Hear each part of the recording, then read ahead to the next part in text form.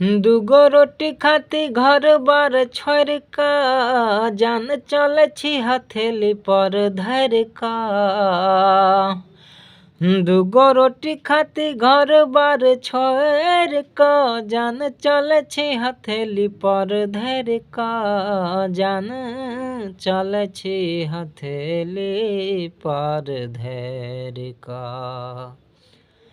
भूखे पिया से सवारी हेर हेर का, घर छोड़ छी अपन घर छोड़ का।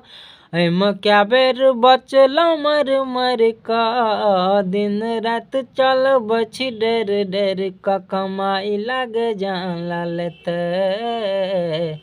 कमाई लाग जान लालत। भूखे पिया से सवारी हेर हेर का, घर छोड़ छी अपन घर छोड़ का। एम क्या बेर बचल मर मर का, दिन रात चल बची डेर डेर का। कमाई लागे जान लालत, कमाई लागे जान लालत। दूगो रोटी खाती एलो घर छोड़ का।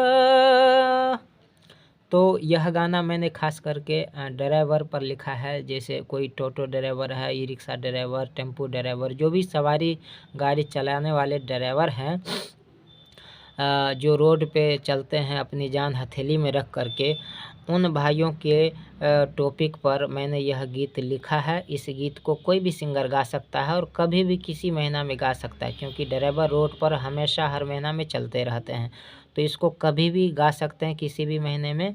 और यह गाना जो है मैंने नीलकमल के ट्रैक पर लिखा है, आप लोग उसका वो गाना सुने होंगे।